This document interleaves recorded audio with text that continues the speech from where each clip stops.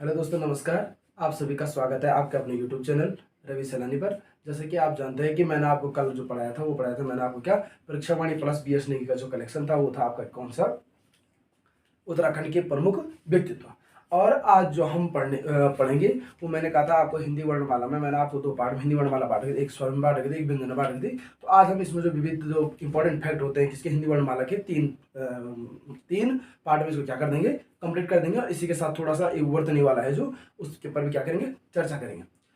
इन सभी बातों को शुरू करने से पहले मैं आपको बताना चाहूँगा कि जो मेरा शेड्यूल है पर डे का, जो मैंने कहा मंडे ट्यूसडे और वेडनेसडे में, अभी आज वेडनेसडे में आपको पता है कि आज हमारा क्या है, हिंदी का क्या है, तीसरा पार्ट है। परंतु मैं इसी मैंने कहा कंटिन्यू करता रहूँगा। और आप लोग जरूर मैंने कहा क्या फीडबैक दीजिएगा कि फीडबैक की मतलब कौन से सब्जेक्ट की क्या ज़्यादा क्या नेसेसरी है, कौन से सब्जेक्ट की ज़्यादा अति ज़्यादा आवश्यकता है। क्योंकि हिंदी और जो उत्तराखंड है आपका वो बहुत ही ज़्यादा क्या होता है, आपके जो कंपटीशन की वैल्यू वो बहुत ज़्यादा बढ़ा देता है। कौन, हिंदी और उत्तराखंड। जीएस का भी है, परंतु जीएस का क्या होता है कि जीएस की जो शाखा है मैंने कोई बहुत ज़्यादा है, तो इसलिए मैंने अभी उसमें दो ही शुरू कर रखा है। एक का रखा आपका पॉलिटिकल साइंस और एक का रखा आपका कौन सा, हिस्ट्री के मैं दो पार्ट दे चुका हूँ। पॉलिटिकल साइंस का जो आने वाला समय है आपका उसमें क्या एक वीडियो आपको जरूर प्रोवाइड कराऊंगा। तो हफ्ते में मतलब एक वीडियो पॉलिटी की, 2-3 वीडियो उत्तराखंड के, एक वीडियो उत्तराखंड हिंदी की, ये वीडियो क्या आपको आते रहेंगे। अब आज मैं आपको जो पढ़ाने जा रहा हूँ वो पढ़ाने जा रहा हूँ क्या, मैंने कहा जो मुख्य तथ्य हैं किसके, वर्णमाला के मुख्य तथ्य। क्या पढ़ने जा रहा हूँ आपको, वर्णमाला के मुख्य तथ्य। इस वर्णमाला को आपको बताया हमने स्वरों में बांटा, व्यंजनों में बांटा, ठीक है ना। परंतु स्वर और व्यंजनों के बारे में हमने पढ़ा, परंतु हमने क्या नहीं पढ़ा, स्वरों की मात्राएं नहीं पढ़ी। क्या नहीं पढ़ी, स्वरों की मात्राएं। स्वरों की क्या नहीं पढ़ी, मात्राएं नहीं पढ़ी। तो जो स्वरों की मात्राएं उनके बारे में हम आज क्या पढ़ेंगे। पहले मैं आपको पूरा लिख के दे देता हूँ। जैसा आप जानते हैं औ, आ, इ, उ, री, ए, आई, ओ, औ, अंग और आ। अब इन सभी क्या होती है, मात्राएं होती है। तो उन्हीं मात्राओं के बारे में अभी आपके साथ क्या कर रहा हूँ, डिस्कस कर रहा हूँ। तो आपको पता होगा अ की तो कोई मात्रा नहीं होती है, ठीक है ना। इस अ की कोई क्या नहीं होती है, मात्रा नहीं होती है।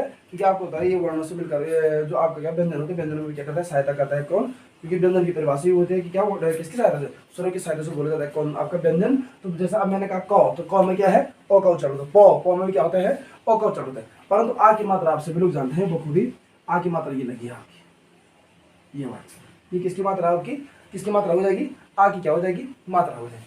उसके बाद आता है छोटी ई, ये बड़ी ई होगी और ये क्या होगी, छोटी ई। तो छोटी ई जो आपको पता होगा, कई लोगों का कॉन्सेप्ट होता है इस तरह, मतलब ऊपर से नीचे ये छोटी ई, ये हो गया आपको कौन सी, छोटी ई मतलब आगे के लिए, ठीक है ना। छोटी ई मतलब आगे के लिए और बड़ी ई मतलब पीछे के लिए, आगे के लिए पीछे के लिए, छोटी ई और बड़ी ई। छोटी ई मतलब आगे के लिए, बड़ी ई मतलब पीछे के लिए। और ये होगी आपकी ऊ की मात्रा, और ये होगी आपकी ऊ की मात्रा, ठीक।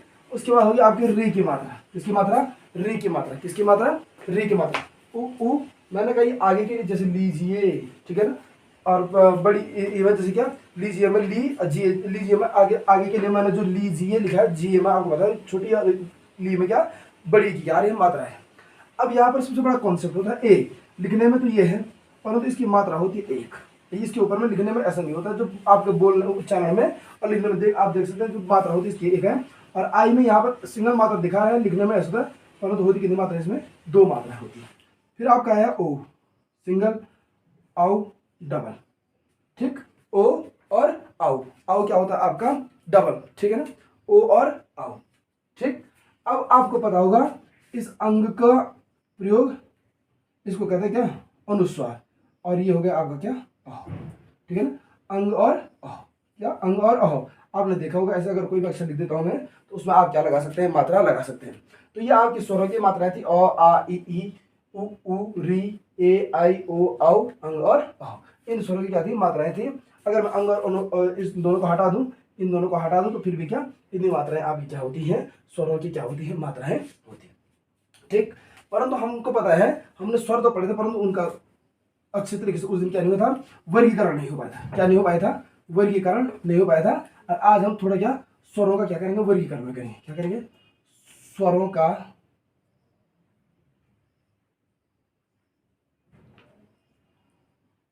वर्गीकरण।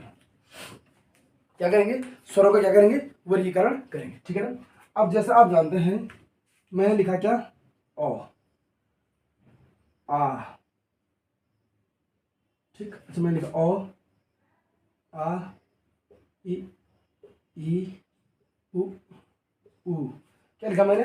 ओ, आ, ई, उ, ए, आई। री नहीं लिख रहा हूं मैं। क्या? ए, आई। ओ, आ, ई, उ, ए और आई। ठीक। ओ और आ। ठीक है ना। ओ, आ, ई, उ, री। और नहीं, ओ, आ, ई, उ, ए, आई और ओ और आओ। ठीक है ना। अब आपको पता होगा, आपने सुना होगा उच्चारण। इस अ का उच्चारण कहां से होता है? कंठ से। अ का उच्चारण कहां से होता है? कंठ से। अ का जब अ का उच्चारण करेंगे आप, तो अ का उच्चारण कैसे करेंगे? ओ। तो अ का उच्चारण कहां से हो रहा है आपका? कंठ से। आ का उच्चारण कहां से होता है आपका? आ का कहां से होता है? कंठ से। ओ का उच्चारण करो, कंठ बंद करे। ओ। आ का उच्चारण आ। क्या कहा? कंठ से हो रहा है। ओ का उच्चारण कहां से हो रहा है? कंठ से। आ का उच्चारण कहां से हो रहा है? कंठ से। ई और ई, जो आपका ई और ई है, इनका उच्चारण होता है तालु से। कहां से होता है? तालु। उच्चारण मतलब तालु। ओ, ओ, ओ, आ, ई। तालु को टच कर रहा है। ई। तालु को क्या कर रहा है? टच कर रहा है। ई और ई। और आपका जो उ और उ होता है, क्या होता है? ओष्ठ होते हैं। क्या होता है? ओष्ठ।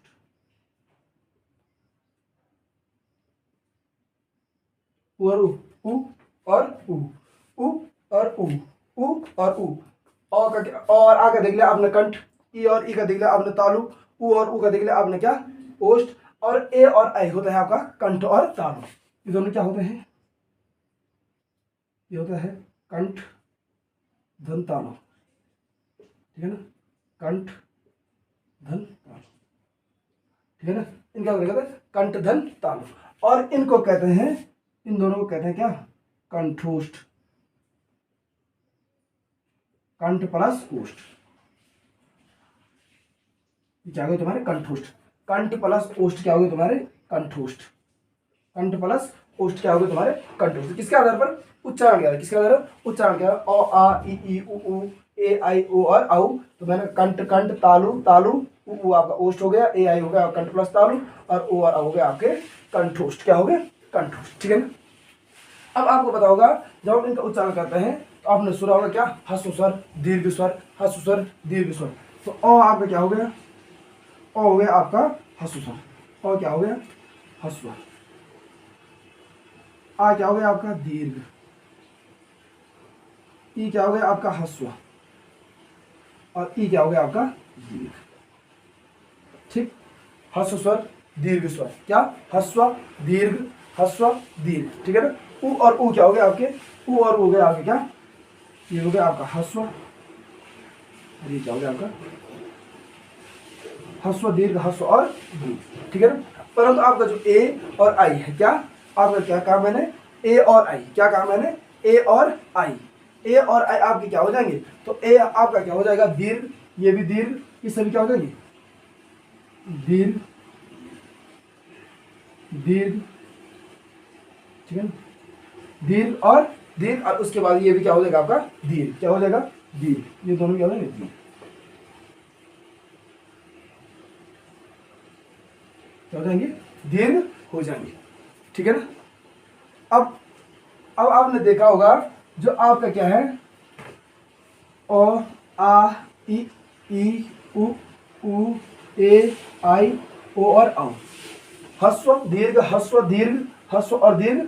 और उसके पश्चात ए, आई, ओ, औ सब क्या हो जाएंगे आपके? दीर्घ, दीर्घ। और ओ और औ क्या हो जाएंगे आपके? दीर्घ हो जाएंगे। ठीक है ना। तो ये आपने किसके आधार पर किया? मात्रा के आधार। किसके आधार पर? मात्रा के आधार। ठीक है ना। अब आपको पता होगा, अब किसके आधार? जीव के आधार। जीव की स्थिति, जैसे हमने कहा क्या? ओ। तो ओ का क्या होता है? ओ का स्वर है मध्य स्वर, आपने सुना अग्र स्वर, पश्च स्वर या मध्य स्वर। तो जो आपका ओ है, ओ आपका कैसा स्वर है? ओ है आपका कैसा स्वर? जो आपने कहा और एक तो कंठ है, दूसरा क्या है हस्व है, और क्या है एक कंठ है और दूसरा क्या है हस्व है। अब इसको हमने देखा है किसके आधार पर देखा, एक देखा हमने उच्चारण के आधार पर, दूसरा देखा हमने मात्रा के आधार पर, अब देखेंगे हम किसके आधार पर, जीव की स्थिति के आधार पर। तो जीव की स्थिति के आधार पर कैसा है मध्य है, जीव की स्थिति के आधार पर कैसा है मध्य, कैसा है मध्य। और वही आ क्या है आपका आ का उच्चारण कहां से हो रहा है पीछे से पश्च, आ का उच्चारण कहां से हो रहा है ओ हो गया आपका मध्य, आ हो गया आपका क्या पश्च, आ क्या हो गया पश्च।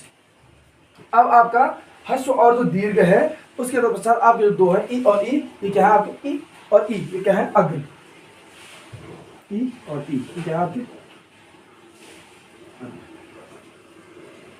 ई और ई क्या है आपके अग्र, ई और ई देख लो उच्चारण देख लो आप, ई और ई क्या है आपके अग्र, सॉरी ई और ई क्या है अग्र, और उसके पश्चात आपके उ और उ क्या है पश्च है, उ और उ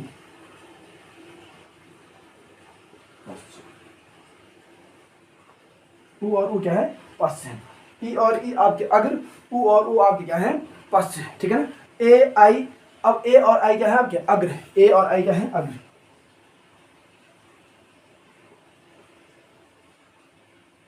और ओ और ओ क्या है पश्च, ओ और औ क्या आपके पश्च स्वर, कैसे स्वर है पश्च स्वर, ठीक है ना। तो ये था आपके किसके आधार पर, अब जिस जिस समय आप क्या करते हैं किसी भी स्वर का उच्चारण करते हैं तो जीव की स्थिति के आधार, ठीक है ना। अब आपको होगा आपने सुना मुख विवर, क्या मुख विवर मतलब मुंह खुल रहा है, मुख ज्यादा खुल रहा है मुख कम खुल रहा है, इसके आधार पर, ठीक है ना। तो मुख विवर के आधार पर मैंने कहा जो आपका है वो और क्या है अर्धविवृत, और क्या है अर्धविवृत, और क्या है अर्धविवृत, और क्या है आपका अर्धविवृत, मतलब और क्या है आपका अर्धविवृत, और आ है आपका विवृत, क्या है विवृत, ई है आपका अर्धसंवृत,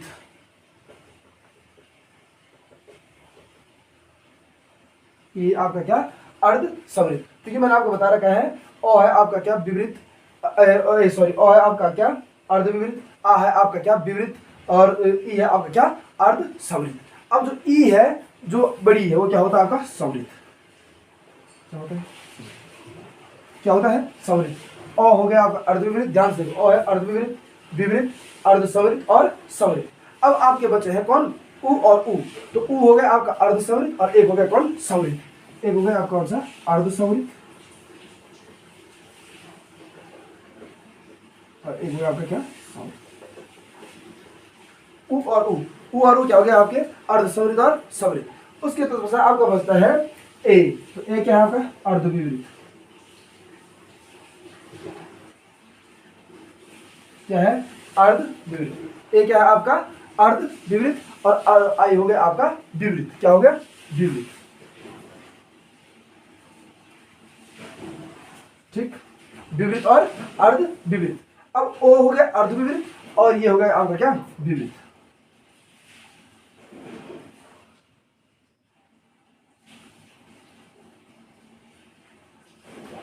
अर्धविवृत और विवृत। सबसे ज्यादा जो कंफ्यूज होता है वो इन्हीं में होता है, ठीक है ना। ये आपका अ की सीरीज है, ये आ की है, ई के, ई के उ ए आई ओ और औ, ठीक है ना। अब इसके तत्पश्चात ये तो देखा हमने क्या मुख द्वार खुलने के आधार पर, ठीक है ना। अब होठों की स्थिति है वृत्तमुखी अवृत्तमुखी, वृत्तमुखी अवृत्तमुखी, तो अ से लेकर और ई तक आपकी क्या है अवृत्तमुखी, क्या है अ भी क्या है आपका अवृत्तमुखी, अवृत्तमुखी अवृत्तमुखी और अवृत्तमुखी, अवृत्तमुखी मतलब वृत्त नहीं बनना, उ है आपका वृत्तमुखी, उ क्या आपका वृत्तमुखी। पहला जो वृत्तमुखी आपका कौन सा है वो उ है, कौन सा है दूसरा है उ, दूसरा उ भी इसके साथ जो है ये भी क्या तुम्हारा वृत्तमुखी अवृत्तमुखी अवृत्तमुखी, ठीक है ना। ओ वृत्तमुखी है और औ भी है वृत्तमुखी, ये भी वृत्तमुखी,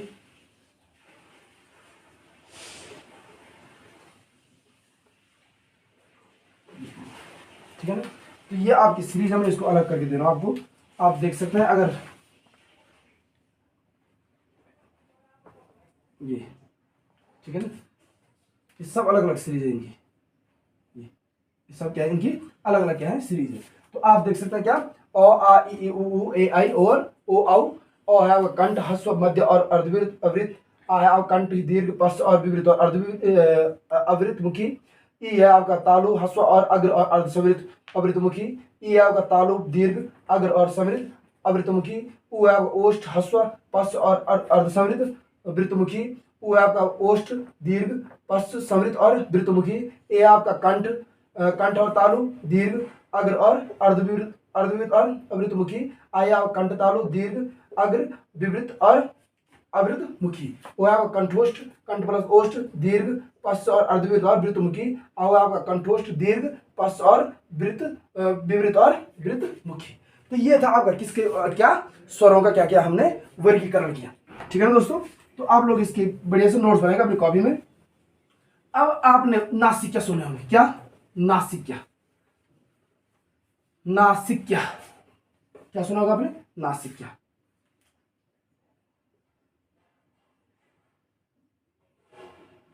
नासिक, नासिक क्या होता है आपके, नासिक आपको पता है, यो, मो, गो, अणो और नो, क्या, यो, मो, नो,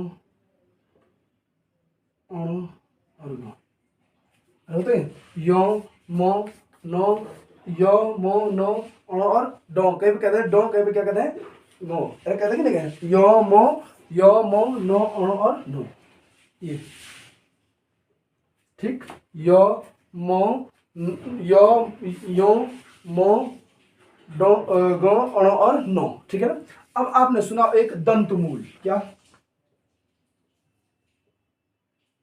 दंतमूल, मतलब दंतमूल जैसा हम उच्चारण करते हैं, तो क्या दंतमूल, जैसे क्या, नो, सौ, रो और लो, कौन है, नो, सौ, दंत सौ, रो, लो, मतलब दांतों के मूल, दांतों की जड़ को क्या स्पर्श कर रही है, कौन, जीव, दंत मूल, ठीक है ना। नौ सौ रो और लो, 900 नो और लो। अब एक सुना आपने दंतोष्ठ, दंतोष्ठ ठीक है आपका वो, दंतोष्ठ क्या आपका वो, दंतोष्ठ सुना होगा ना, दंतोष्ठ, दंतोष्ठ क्या आपका वो, ओष्ठ आपको पता है कौन, ओष्ठ्य, उ, उ और पौ भर, पौ, फो, इनमें क्या, पौ, फो, जैसे उच्चारण करते हैं पौ, फो, ठीक है ना। और आपको हो गया क्या, मूर्धा, क्या, मूर्धा, मूर्धा, मूर्धा आप इसमें पहले होगी री, क्या हो गया आपका मूर्धा से पहले री, उसके बाद टो, ठो, टो वर्ग, कौन सा वर्ग, टो वर्ग, और टो वर्ग के साथ रो और ये वाले सौ, ठीक है ना, रो और ये वाले सौ जो आपके होते हैं क्या होते हैं, मूर्धा होते हैं। तो ये था आपका किसके बारे में, ये था आपका किसके बारे में, पूरी वर्णमाला के बारे में, जो आपका क्या छूट रखा था थोड़ा बहुत, उसको मैंने क्या कर दिया है, कंप्लीट कर दिया। इसके बावजूद भी अगर कोई पॉइंट छूट गया हो तो आप लोग उसको क्या कर दीजिएगा, कुछ सोर्स होंगे आपके पास, उनसे ढूंढिएगा और तुरंत क्या कर दीजिएगा, इन नोट्स में क्या कर दीजिए, जो नोट्स अगर आप बना रहे हैं उनमें क्या कर दीजिए, ऐड कर दीजिए। इससे आपको बहुत ज्यादा क्या होगा, एग्जाम के टाइम पर क्या होता है, फायदा होता है। अब दोस्तों आपको पता होगा, आपने सुना होगा वर्तनी, वर्तनी सुना होगा आपने, इस वर्तनी को कहते हैं स्पेलिंग, वर्तनी, क्या, वर्तनी, वर्तनी होती क्या है, तो क्या होती वर्तनी, वर्णों के सार्थक क्रम में लिखने की रीति, क्या होती वर्तनी, वर्णों को सार्थक क्रम में लिखने की रीति। आपको पता है कि एक वर्तनी की वजह से अर्थ का क्या हो सकता है, अनर्थ, मतलब अर्थ का क्या, जो मुख्य शब्द है उस शब्द का क्या अर्थ बदल सकता है, किसकी वजह से, वर्तनी की वजह से। तो वर्तनी क्या होती है, वर्णों के सार्थक क्रम, क्या, वर्णों के सार्थक क्रम के लिखने की रीति, क्या, वर्णों के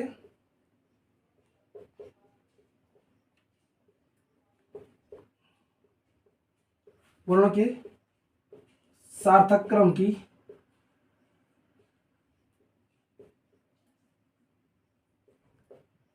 लिखने की रीति, वर्णों के सार्थक क्रम की लिखने की क्या रीति, वर्णों के सार्थक क्रम की लिखने की रीति क्या, अब क्या कहलाती है, आपकी वर्तनी कहलाती है। अब इसी वर्तनी को कहा जाता है अक्षरीय हिज्जे,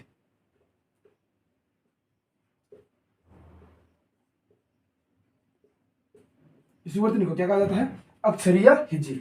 मैंने कहा वर्णों के सार्थक क्रम में लिखने की रीति क्या कहलाती है? वर्तनी कहलाती है। और ये वर्तनी कहलाती है तुम्हारी क्या? अक्षरीय हिज्जे। अब वर्तनी का संबंध सीधा सीधा आप जानते हैं, अगर हम किसी भी चीज कोई वर्तन लिखना है तो उसका सीधा सीधा संबंध किससे होता है? उच्चारण से होता है। वर्तनी का सीधा संबंध होता है उच्चारण से।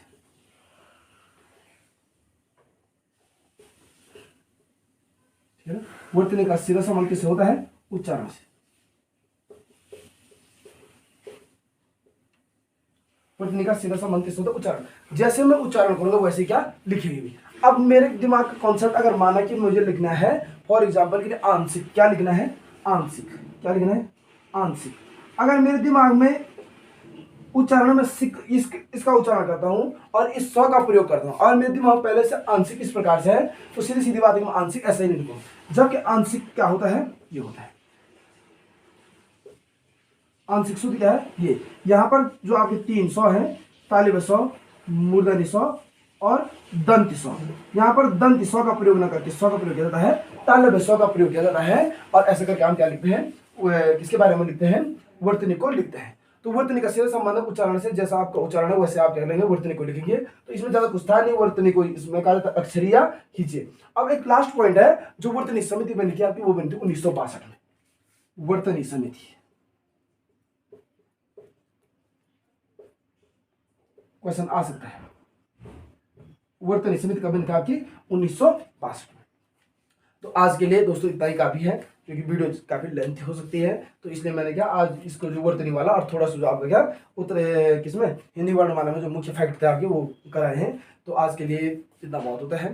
ठीक है, फिर नेक्स्ट टाइम मिलते हैं आपको। फिर वही कहना चाहूँगा, आप वीडियो को ज़्यादा से लाइक शेयर और सब्सक्राइब और कमेंट्स भी कीजिएगा। ठीक है, आज के लिए थैंक यू।